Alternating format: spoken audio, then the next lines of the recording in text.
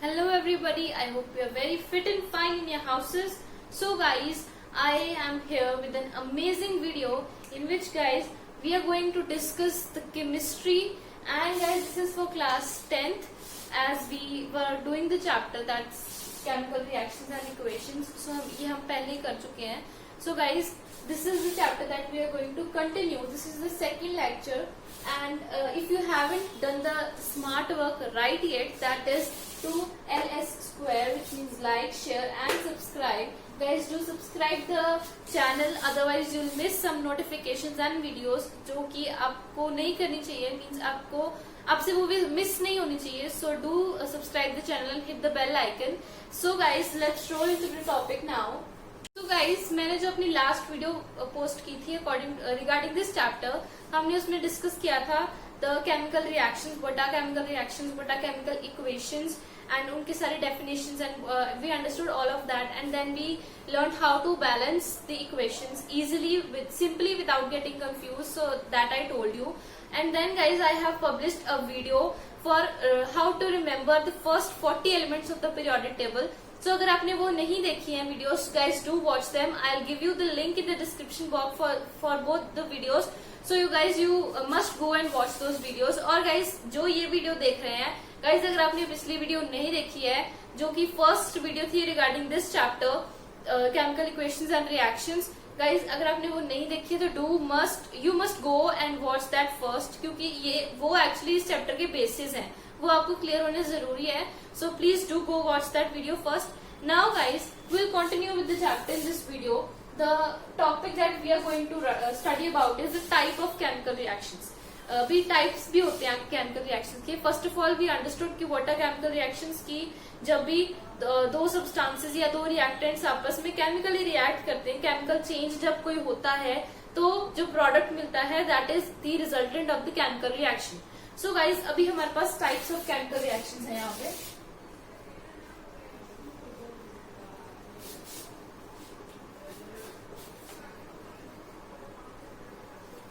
Types of chemical reactions. This is what we are going to study today. So guys, the first type that we are going to deal with is the combination reaction. What is combination reaction?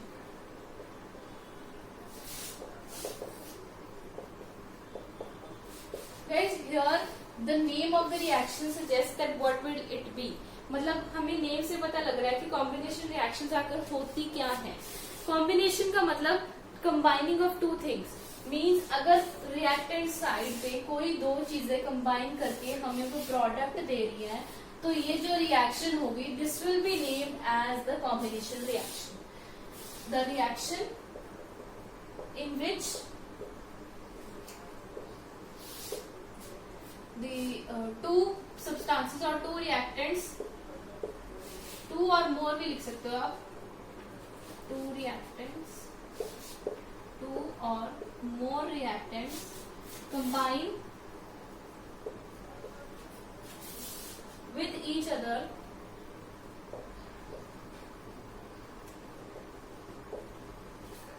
to form a product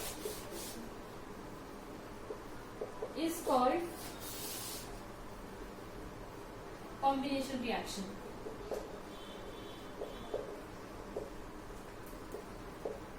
If I write RXN, that means reaction. So this is the reaction. I'll give you example.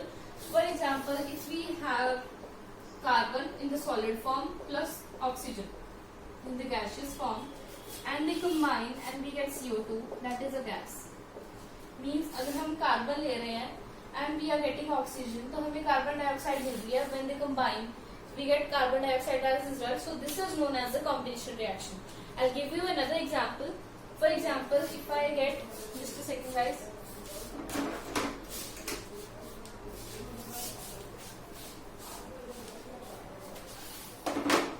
so I'll get another example here.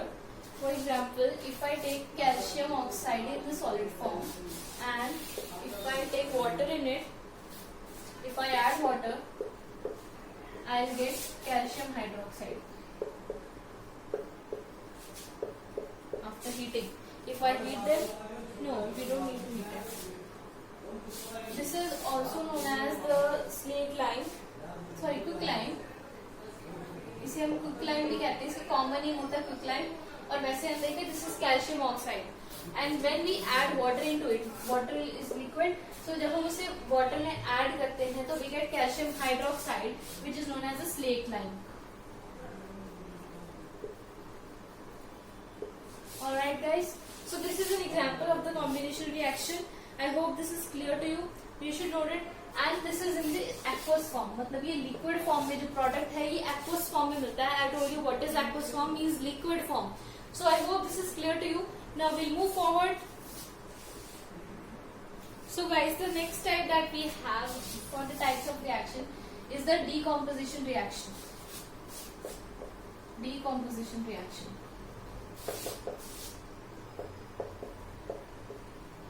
Guys, पिछला हमने किया था combination reaction, which means combining of two substances to form one substance. That is the product of the reaction. Guys, decomposition. The name suggests what the reaction would mean.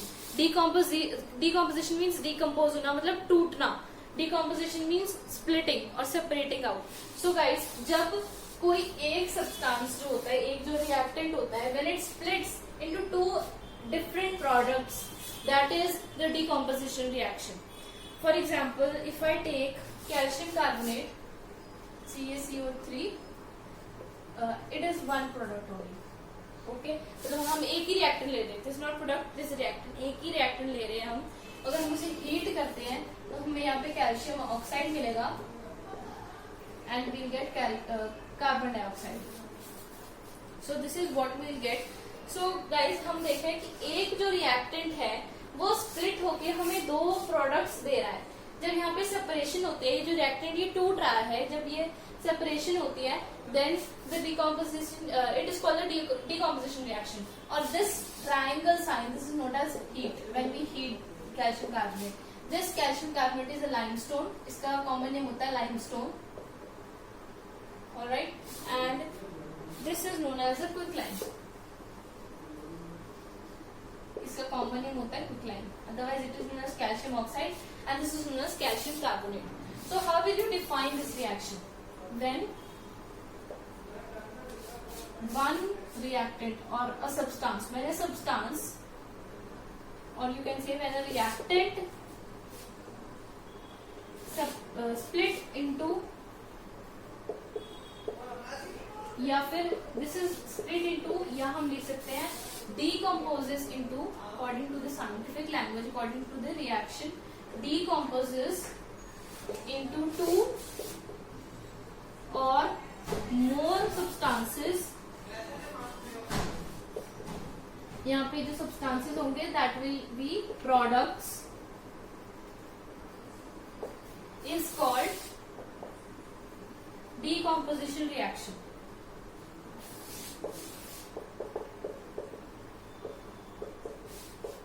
I hope this is clear to you. I'll give you another example. So the next example that we have is ferrous sulfate. FeSO4. This is ferrous sulfate. When we heat it up, we get ferric oxide and sulfur, two molecules of sulfur dioxide. This is Fe2O3 plus twice of SO2 gas. This is what we get. So guys, यहाँ पे भी हम heat कर रहे हैं. This is sign of heat. This is known as ferrous sulfate.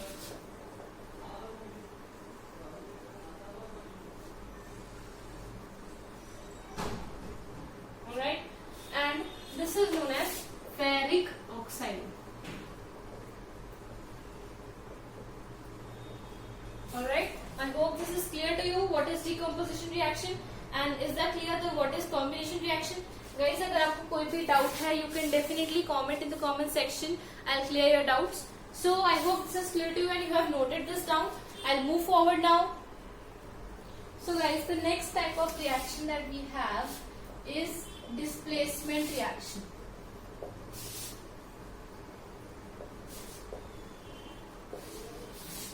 Displacement reaction.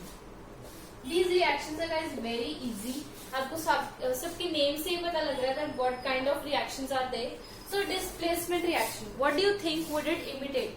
Displacement का मतलब अपनी जगह चेंज करनी, डिस्प्लेस करना अपने आप को या किसी भी एलिमेंट को डिस्प्लेस करना. तो इस रिएक्शन में जो हायर रिएक्टिविटी वाला एलिमेंट होता है वो लोअर रिएक्टिविटी वाले एलिमेंट को उसके कंपाउंड से डिस्प्लेस करके अपना कंपाउंड बना देता है. I tell you how. If I have CuSO4, this is copper sulfate and I add zinc into it. Alright?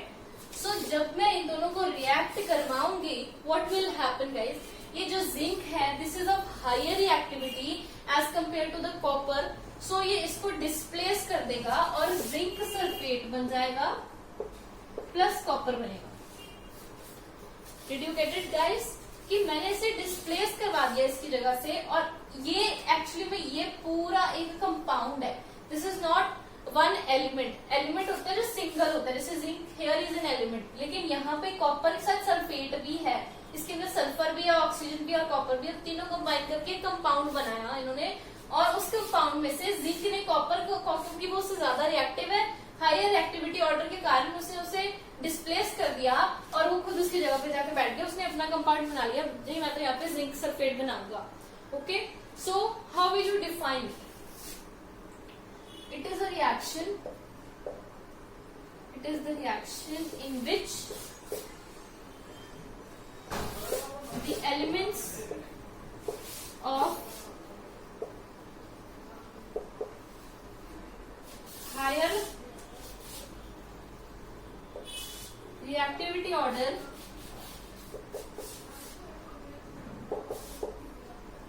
displaces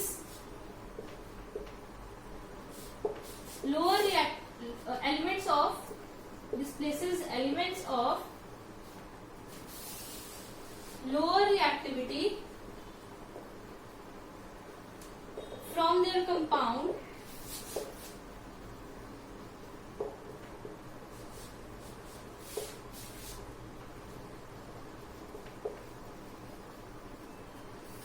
is called displacement reaction.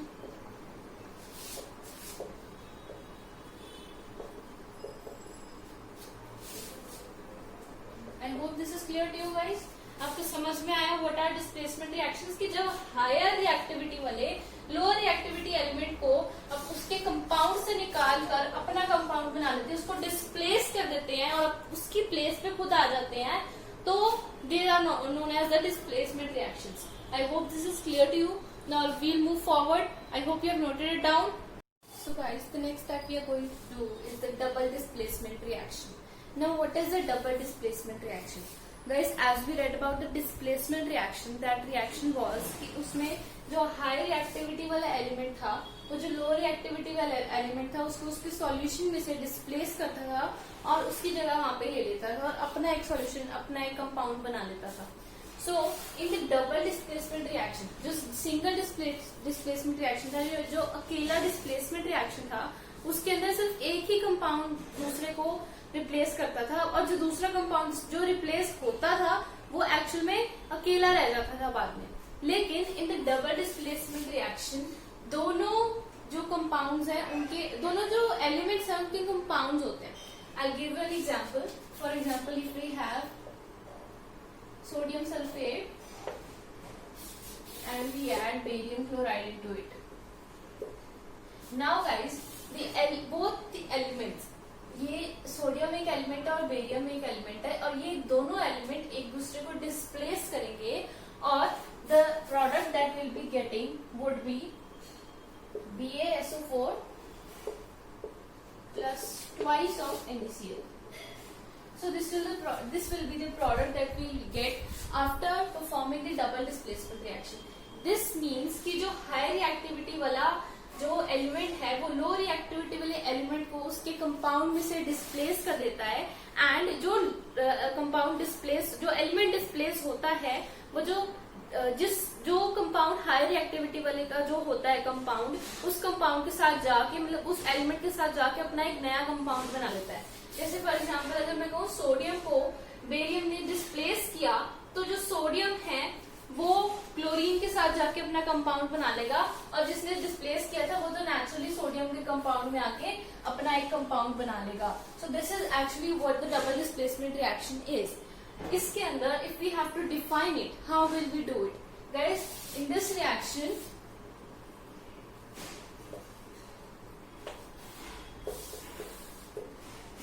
the element of higher reactivity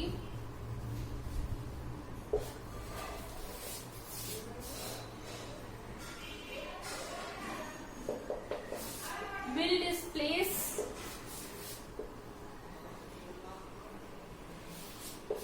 the element of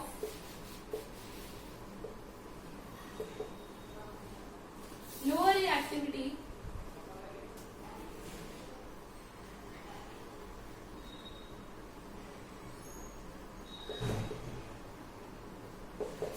from its compounds, and both the elements will form their new compounds.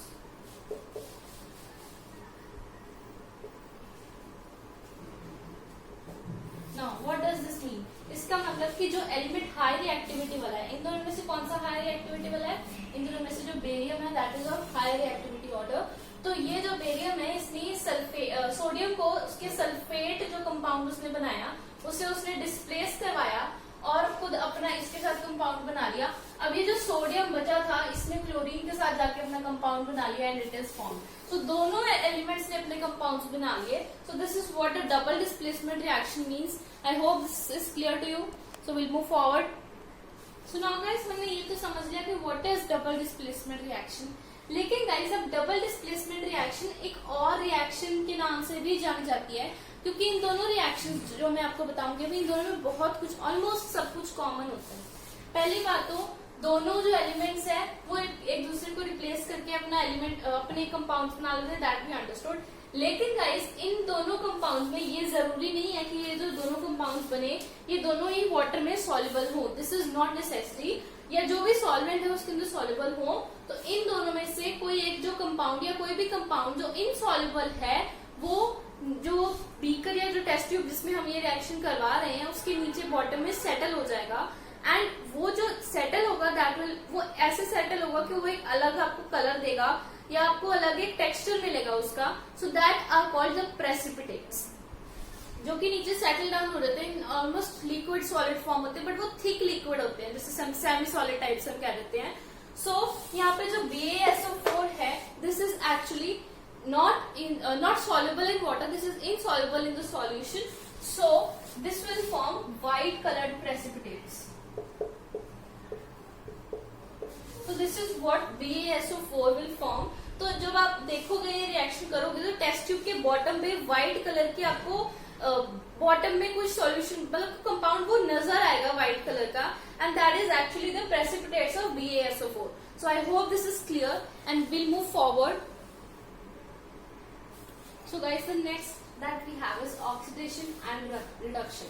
So guys, I'll give you an example, but before that you should know कि एक तो oxidation reaction होती है, एक reduction reaction होती है. लेकिन guys कुछ रिएक्शंस ऐसे भी होती हैं जिसके अंदर ऑक्सीडेशन और रिडक्शन दोनों एक साथ हो रही होती है. तो जो कंबाइंड प्रोसेस होता है दोनों का that is actually called the redox reaction. Redox reaction. So इसके भी मैं बीच में एग्जाम्पल कवर करूंगी. You will be cleared about what I am talking.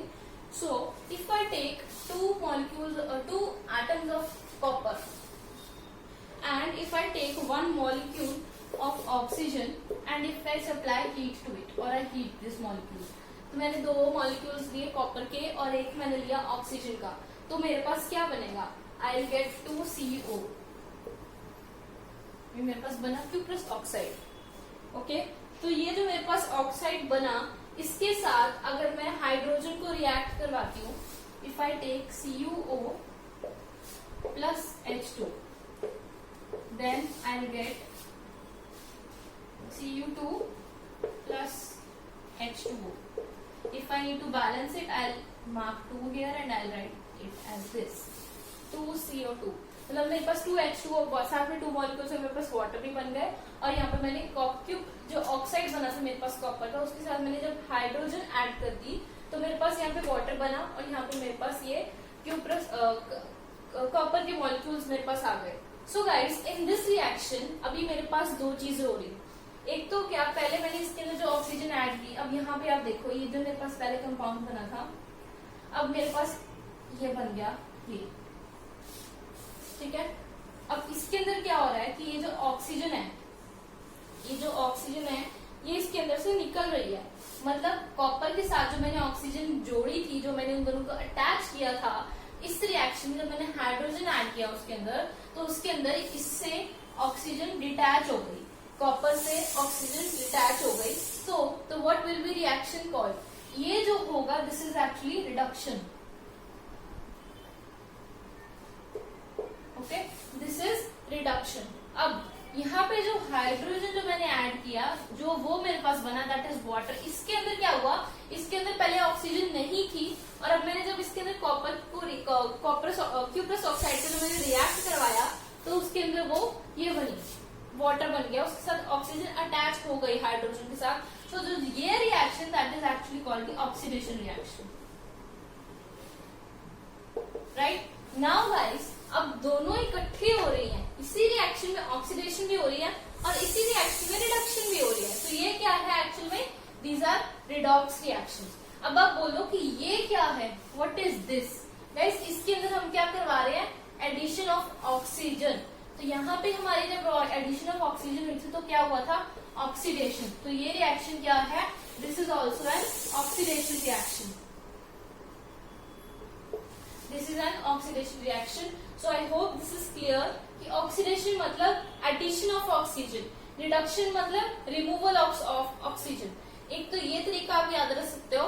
और गाइस, ऑक्सीडेशन में होता है कि हम जो H पॉजिटिव आयंस हैं उसको हम ऐड करते हैं। ऑक्सीडेशन में we add the H positive ions and reduction में we remove the H positive ions. वैसे भी अगर आप देखो, अभी ये तो हो गया कि हम कंपाउंड्स की तरफ देख रहे हैं। जैसे मैंने ऑक्सीजन ऐड की तो मेरे पास ऑक्सीडेशन हो रही है, मैंने ऑक्सीजन रिमूव की तो मेरे पास रिडक्शन हो रही है। अब गाइस, अगर हमारे पास ये हमें पता ही नहीं है कि ये हो क्या रहा है, कैसे हो रहा है, तो एक हमारे पास इलेक्ट्रॉनिक कॉन्सेप्ट आता है। हमें पता है इलेक्ट्रॉन्स क्या होते हैं, राइट। तो हमारे पास एक फंडा है, ये इलेक्ट्रॉन, एक सपोज ये इलेक्ट्रॉन है और ये ए एलिमेंट है और ये बी एलिमेंट है। ये दो मैंने एलिमेंट्स लिए and this is an electron. तो अब मुझे रिडक्शन और ऑक्सीजन समझनी है, क्या होगी वो गाइस। जो ले विच टेक्स, जो लेता है, विच गेन्स, गेन करना मतलब रिडक्शन करना, ऑलराइट। और जो लूज करता है दैट इज ऑक्सीडेशन। अब इसका क्या मतलब है गाइस, मतलब अगर सपोज ये ए एलिमेंट है, कोई भी एलिमेंट है, लेट इट बी कॉपर और हाइड्रोजन और एनी एलिमेंट, अगर ये ए इस इलेक्ट्रॉन को गेन कर लेता है तो ये रिडक्शन के थ्रू जाएगा, मतलब इट विल अंडरगो रिडक्शन। इसमें हमें रिडक्शन रिएक्शन दिखेगी। लेकिन गाइस, अगर यही एलिमेंट, या सपोज ये बी एलिमेंट है, ये जो है ये इलेक्ट्रॉन दे देता है, ये लूज कर देता है इलेक्ट्रॉन की, मुझे नहीं चाहिए, यू कैन गो, तो ये जो है ये ऑक्सीडेशन अंडरगो करेगा। अब ये याद कैसे रखना है, सिंपल, गेन किया मतलब लालच आया, तो लालच बुरी बात है, गेन करना बुरी बात है, देना मतलब दान कर दिया, दान is a good thing, so oxidation हो गई। So I hope this is clear to you. I will give you an example. अभी गाइस, इसमें if I say zinc oxide plus copper and it gives copper oxide plus zinc. अब इसके अंदर क्या हो रहा है कि जो जिंक है वो अपनी हाइड्रोजन लूज कर रहा है, और सॉरी ऑक्सीजन लूज कर रहा है and it is giving to copper, और जो कॉपर है वो उससे गेन करके कॉपर ऑक्साइड बना रहा है, और जो जिंक है वो जिंक अपना सिर्फ सिंपल मेटल में कन्वर्ट हो रहा है वो। अब इसके अंदर what is going on, you can notice guys, जैसे मैंने आपको यहाँ पे समझाया कि अगर हमारी जो ऑक्सीजन है दैट इज लूजिंग, मतलब हम अगर अपनी जो ऑक्सीजन है वो लूज कर रहे हैं, that is reduction. Zinc is undergoing reduction and यहाँ पे कॉपर ऑक्सीजन गेन कर रहा है, then it is oxidation. Copper की ऑक्सीडेशन हो रही है एंड जिंक की रिडक्शन हो रही है। अब guys what is the concept here, अगर हम ऑक्सीजन लूज करते हैं, हमने ऑक्सीजन दे दिया तो हम हाइड्रोजन गेन करेंगे। मतलब you can just remember this way कि अगर ऑक्सीजन दे दिया मतलब कि रिडक्शन हो रही है कि हम कम हो गए, ऑक्सीजन हमने लूज कर दिया। ऑलराइट, जो अगर कॉपर जैसे कॉपर गेन कर रहा है तो कॉपर एक्चुअल में ऑक्सीडेशन कर रहा है। अब गाइस इसके अंदर होता क्या है कि जो जहां पे रिडक्शन होती है, जिसके कारण रिडक्शन हो रही है, वो हमारे पास क्या है, ऑक्सीडाइजिंग एजेंट, जिसके कारण या जो रिडक्शन होने में हेल्प कर रहा है या खुद अपने आप को रिड्यूस करवा रहा है। जैसे जिंक ऑक्साइड एक कंपाउंड था that was bigger in size too, अब उसने अपने आप को रिड्यूस करवाया और सिर्फ जिंक मेटल रह गया। तो यहाँ पे जो जिंक ऑक्साइड था हमारे पास, this will actually be oxidizing agent, oxidizing agent. And in the same way यहाँ पे जो कॉपर है which is getting converted into copper oxide, तो ये जो copper this is actually the reducing agent. So जिसके कारण ऑक्सीडेशन हो रही है वो रिड्यूसिंग एजेंट, जिसके कारण रिडक्शन हो रही है वो oxidising agent. So they are quite opposite to each other, कि जिसके कारण जो रिडक्शन करवा रहा है, रिडक्शन मतलब खुद रिड्यूस हो रहा है तो वो ऑक्सीडेशन ऑक्सीडाइजिंग एजेंट हो जाएगा, और जो ऑक्सीडेशन करवा रहा है अपने आप तो वो रिडक्शन रिड्यूसिंग एजेंट हो जाएगा। So I hope you are clear with this. And guys you can also notice कि इसके अंदर ऑक्सीडेशन और रिडक्शन दोनों हो रहे हैं। तो what kind of reaction is it, this is a redox reaction, जिसके अंदर दोनों एक साथ हो रहे हैं, रिडक्शन भी हो रही है and in the same way oxidation भी हो रही है in the same reaction too. So I hope this is clear to you that what are redox and oxidation reactions and reduction too. So guys, the next topic that we have now is corrosion. Corrosion. Now what is corrosion guys? आपने देखा होगा जो iron articles होते हैं, कुछ जैसे iron nails होते हैं या कोई भी आयरन का आर्टिकल हो, वो अगर थोड़ी देर एयर में मतलब ओपन एटमॉस्फेयर में रख दे, जब तो नया नया होता है that is very very shiny, very silvery in colour, लेकिन अगर वो थोड़ी देर किसी एयर के कांटेक्ट में आ जाता है जब, या कोई मॉइस्चर वाली जगह पे पड़ा रहता है, तो थोड़ी देर बाद नोटिस करोगे कि वो रस्ट से कलर का थोड़ा ब्राउन ब्राउन उसके ऊपर कोटिंग आ जाती है, ब्राउन ब्लैक सी लेयर आ जाती है। तो वो होता क्या है एक्चुअली। और आप कई बार देखते हो कि कोई जैसे मिरर का जो विंडो का जो फ्रेम होता है, अगर वो आयरन का बना है तो अगर उसके अंदर मॉइस्चर का कांटेक्ट हो उसके साथ या एयर का कांटेक्ट हो, तो अगर आप उसे टच करते हो तो आपके हाथ पे रेडिश सा कुछ पाउडर सारा हो जाता है। So what is that, that is actually the corrosion of iron.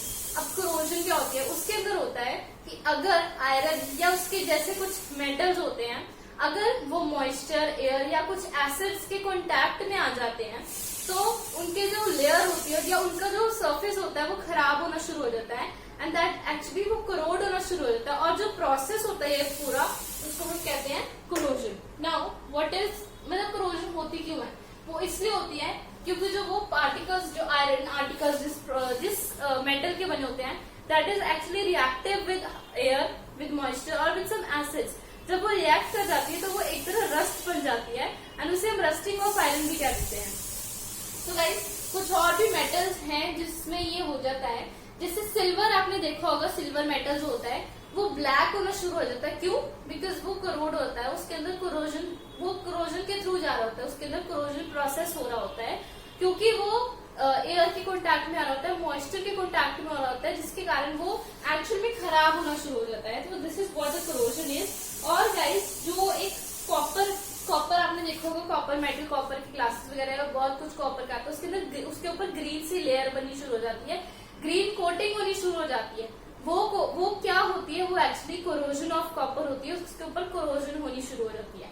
अब ये जो कोरोजन होती है this is actually not a good thing, इसके कारण बहुत मतलब डैमेजेस होते हैं काफी। जैसे मैंने आपको बताया विंडो फ्रेम्स जो होते हैं या डोर फ्रेम्स होते हैं वो खराब होने शुरू हो जाते हैं। कुछ आयरन नेल्स जो होते हैं वो जब हम उसे स्पिन करते हैं तो उनका स्पिन खत्म हो जाता है। और जैसे कार के कुछ पार्ट्स होते हैं ऐसे, तो वो जो कार पार्ट्स होते हैं वो डैमेज हो जाते हैं। So there are many bad advantage, मतलब there disadvantages of this corrosion process. So we'll study what are they now. So guys, इस चैप्टर में तो corrosion ज्यादा वास्ट में नहीं दिया हुआ. It's just कि जो rusting of iron हो जाती है, that is an example of corrosion. Rusting of iron. Then we have a black layer on silver.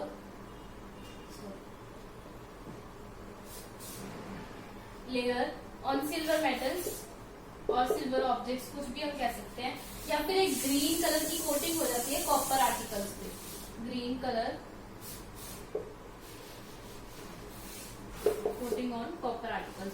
ये तो मेन कुछ मतलब मेन एग्जांपल्स जो मैं बताती हूँ, जो आप डेली लाइफ में देख सकते हो. और ये जो ब्रिजेस होते हैं, ब्रिजेस के जो रॉड्स डालते हैं उसके अंदर, ब्रिजेस के अंदर जो हम जैसे मतलब जो मटेरियल्स काफी आयरन के यूज होते हैं, या जो रेल ट्रैक्स होते हैं उसमें काफी कुछ यूज होता है, या आयरन आर्टिकल्स काफी जो होते हैं, ज्यादातर मेनली अगर हम देखें तो ये आयरन में ज्यादा होता है. ये ज्यादा दिखता है आयरन में. Means this is more effective on iron as compare to others too, क्योंकि ये आयरन बहुत जल्दी रिएक्ट करता है. और ये होता क्यों है? When the metal comes in contact with air, moisture और एसिड्स. जब इनके कॉन्टैक्ट में आता है तो खराब होने शुरू हो जाते हैं. तो काफी कुछ ऐसे डैमेज हो सकता है, मीन्स हो जाता है. और हर ईयर मीन्स एवरी ईयर बहुत मतलब large amount of money spend होती है ब्रिजेस पे, रोड्स पे, रेलवे पे इसको ठीक करने के लिए. बट दिस हैपन्स, और स्पेशली अब जैसे मॉनसून सीजन आता है तो मॉनसून में ऑब्वियसली मॉइस्चर ज्यादा होता है, ह्यूमिडिटी ज्यादा होती है एयर में भी. So this happens a lot in the monsoon season two. So I hope this is clear what the corrosion is. Now we'll move to the next topic. So the next topic that we are dealing with is rancidity. So guys, this is what is rancidity now. Guys, आपने जो notice किया होगा, कभी आपने notice किया हो कि जो फैट कंटेनिंग या जो ऑयल कंटेनिंग फूड आइटम्स होती हैं, अगर वो थोड़ी देर या मतलब काफी लंबे, जैसे 3-4 दिन हमने उन्हें एयर के कॉन्टैक्ट में रख दिया, आप उसे स्मेल करो तो उसकी स्मेल चेंज हो जाती है, उनका टेस्ट चेंज हो जाता है और वो स्टेल हो जाते हैं. They become stele.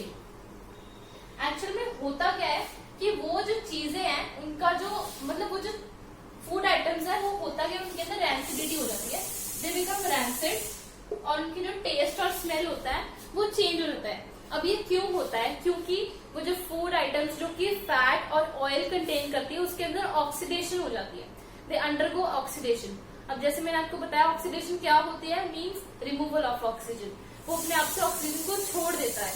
अब अगर ये ऑक्सीजन को छोड़ देता है तो वो रैंसिड होता है and that is not good for having. So हम उसको प्रिवेंट करने के लिए क्या क्या कर सकते हैं.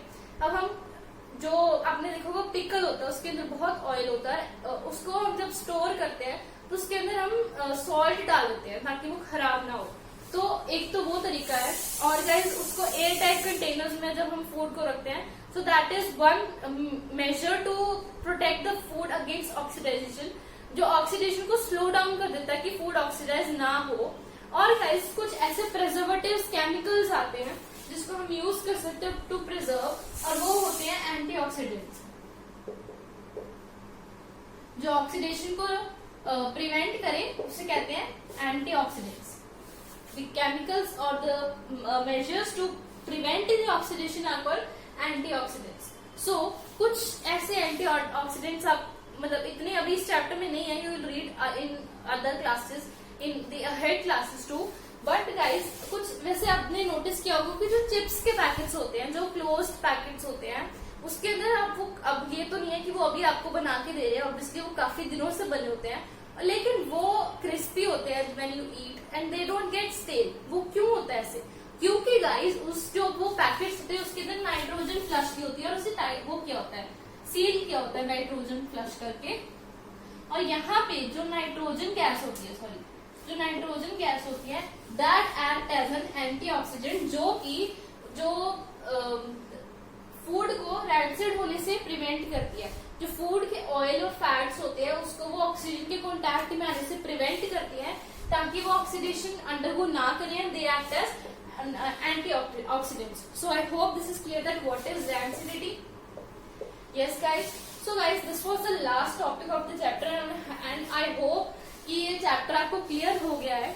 सो गाइज ये सेकंड पार्ट था वीडियो का, इस चैप्टर का. इसके फर्स्ट पार्ट के अलग से मैंने वीडियो बना रखी है and I have posted it already. So अगर आपने वो नहीं देखी तो do watch that. I give the link in the description too and आपको अभी स्क्रीन पे भी शो हो रही होगी. So I hope you enjoyed the video, I hope you liked it. And guys, if you did so, please don't forget to hit the like button because it kind of refuels me, it kind of motivates me. And guys, if you haven't done till, please subscribe the channel and hit the bell icon. Otherwise, you'll miss the videos and you will miss the notification of the videos. So I hope you are clear with this chapter, and I'll meet you with another video very soon with another chapter. And guys, stay safe, stay home, and bye bye.